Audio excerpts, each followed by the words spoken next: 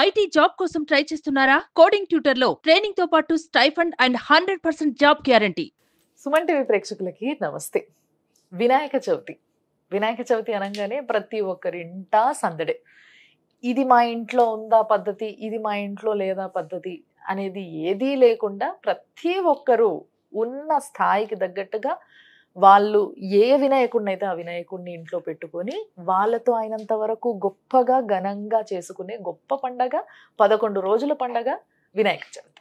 ప్రతిసారి వినాయకుడి యొక్క పూజా విధానము, వినాయకుడికి పూజ ఎవరు చేయాలి, ఎందుకు చేయాలి, ఇవన్నీ విషయాలు ఇప్పుడు కూడా మీకు యూట్యూబ్లో ఎక్కడంటే అక్కడ దొరికిస్తాయి. కానీ ఈరోజు మేం మాట్లాడబోయే విషయము చాలా డిఫరెంట్. తప్పకుండా ప్రతి ఒక్కరు వినాయకుడి గురించి తెలుసుకోవాలి అని అనుకుంటే ఈ వీడియో చూసి తీరాల్సిందే. దానికోసమే ఈరోజు నా ముందున్నారు గురువు గారు అయ్యపు శ్రీకృష్ణ సుధి. చాలా గొప్పగా చెప్పారు. ఆల్రెడీ కొన్ని విషయాలు డిస్కస్ చేయడం జరిగింది. నాకు నిజంగా కొన్నిటికి ఇట్లా కళ్ళు తెరుచుకున్నంత పని అయింది. కాబట్టి మీ అందరికి కూడా ఇన్ఫర్మేషన్ ఇవ్వాలనేది నా ఉద్దేశం. కాబట్టి గురుగారిని పిలవడం జరిగింది. గురుగారు నమస్తే. నమస్కారం అండి. గురుగారు, ముందుగా మీకు వినాయక చవితి శుభాకాంక్షలు. మీకు సుమన్ టీవీ ప్రేక్షకులందరికీ కూడా వినాయక చవితి శుభాకాంక్షలు. పిల్లల కోసం ఎంతో మంది తల్లిదండ్రులు ఎన్నో సంవత్సరాలుగా ఎదురు చూస్తూ ఉన్నారు. అంటే ఈ రోజుల్లో లైఫ్ స్టైల్ వల్ల దేని వల్ల చాలా ప్రాబ్లమ్స్ వస్తున్నాయి. పీసీఓడీలని, థైరాయిడ్లని, రకరకాల ఇంబ్యాలెన్స్లు, హార్మోనల్ ఇంబ్యాలెన్స్ల వల్ల ఇలాంటి సమస్య ఉంది. కాబట్టి వినాయకుడిని ప్రసన్నం చేసుకోవాలంటే, మనకు కావాల్సిన కోరిక తీరేలా మనం ఆయన్ని జ్ఞానించాలంటే ఏ విధంగా? ఒక చిన్న కథ ఉంది మీకు ఇప్పుడు దీంట్లో.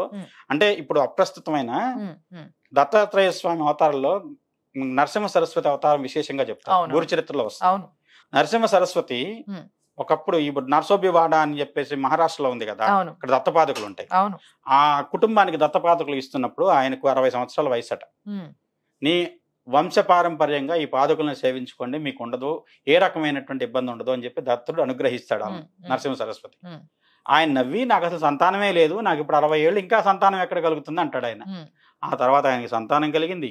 ఆయన ఆనువంశికులు ఎప్పటికీ కూడా ఆ దత్తపాదకులను పూజిస్తున్నారు, ఇవాళకి కూడా. అంటే ఏంటంటే భగవత్ అనుగ్రహం ఎలాంటిదో చూడండి.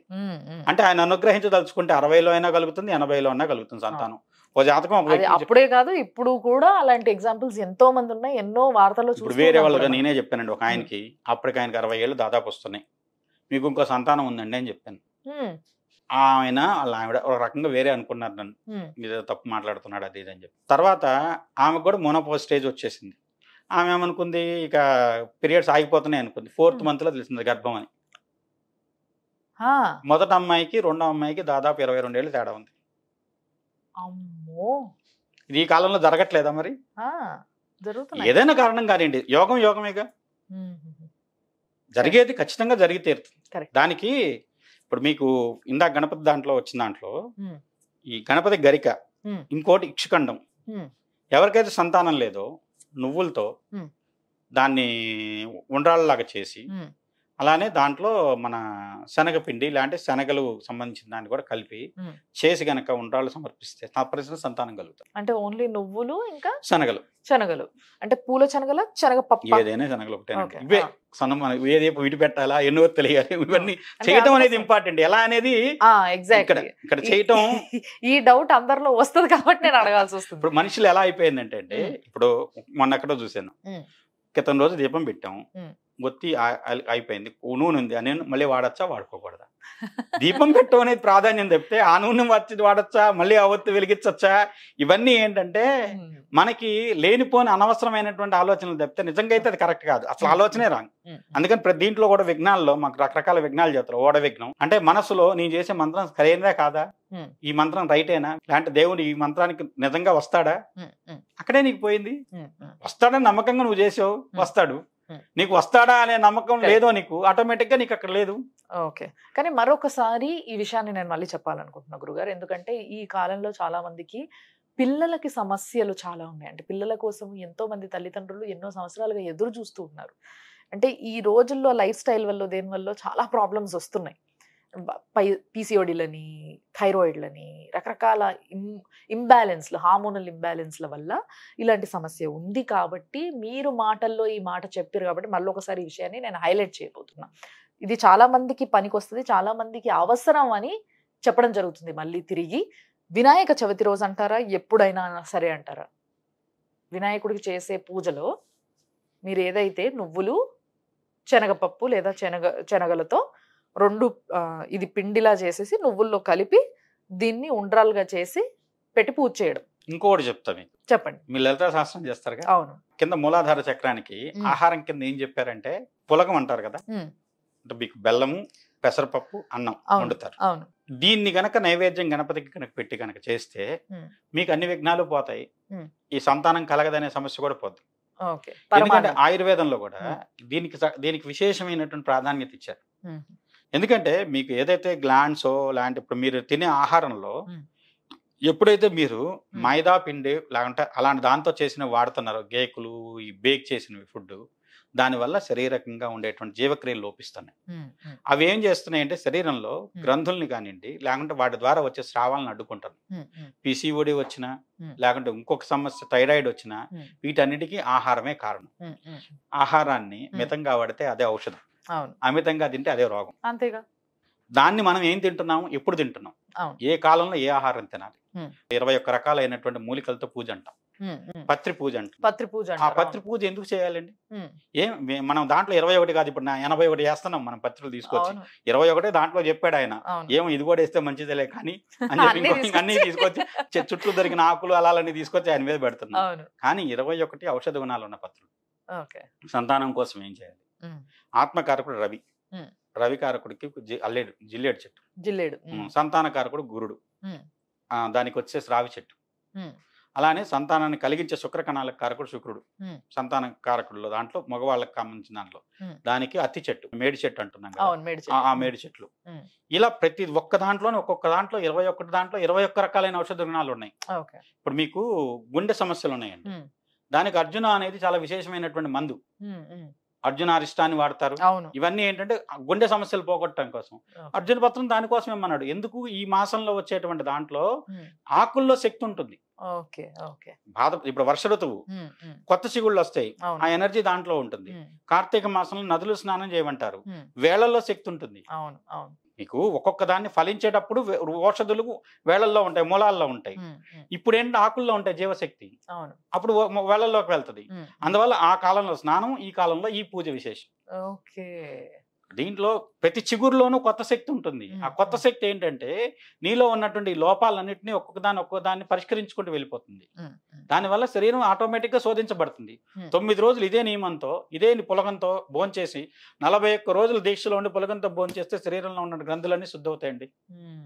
నేను కాదు, ఆయుర్వేదం చెప్తున్న మాట చూడండి మీకు దీంట్లో. ఎందుకంటే ప్రతిదానికి ఆహారానికి ఒక విశేషం ఉంది. దీంట్లో ఏ ఆహారం తినాలి? ఇప్పుడు చిత్రాన్నం, పులిహోర ఎందుకు చేయాలి? ఈ చక్రాన్ని యాక్టివేట్ చేయడానికి.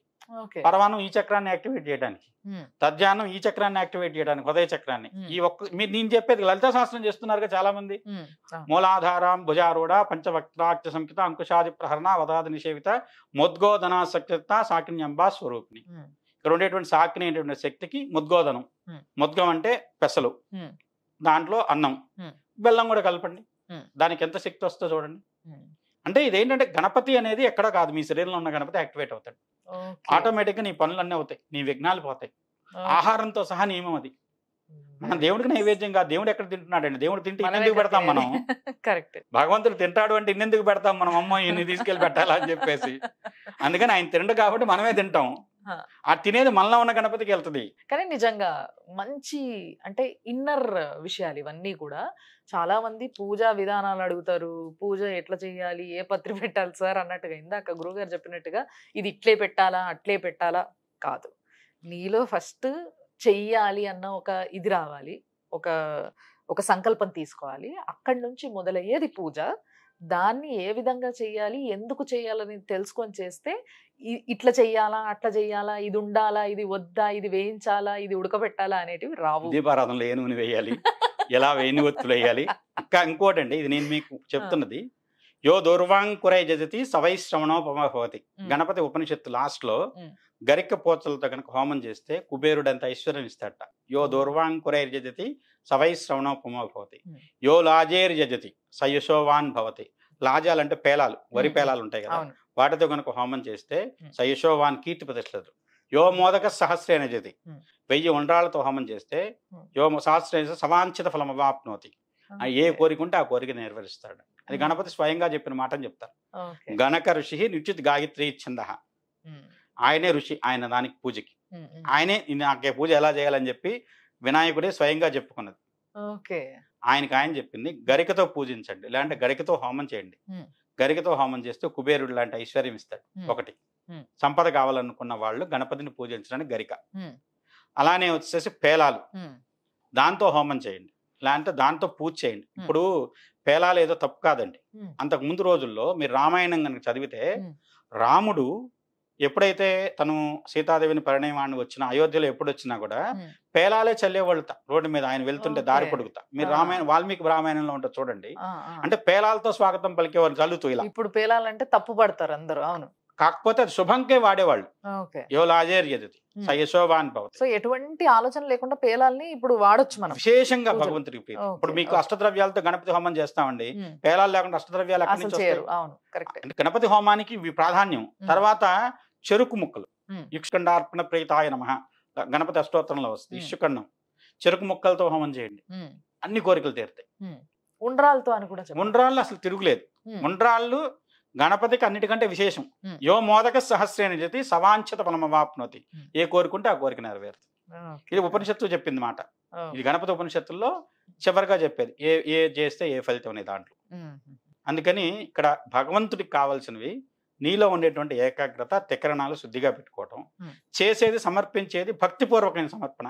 ఏదో జనాలు 10 మందికి చూపాడాలి, అంతమందికి తెలియాలి, 1000 మందికి తెలియాలి అనే ఉద్దేశంతో చేసేది కాదు. ఆయనకి నువ్వు సమర్పించేది భక్తితో ఇస్తున్నావా లేదా అని ఆయన కావాలి, అది చూస్తాడు. అవును, కానీ నిజంగా ఈ రోజు నాకు ఒక సంపూర్ణమైన వినాయక చవితి ఫీలింగ్ ఇప్పుడు వస్తుంది. ఇన్ని సంవత్సరాలుగా వినాయక చవితి చిన్న ఉన్నప్పటి నుంచి చేస్తూనే ఉన్నాము.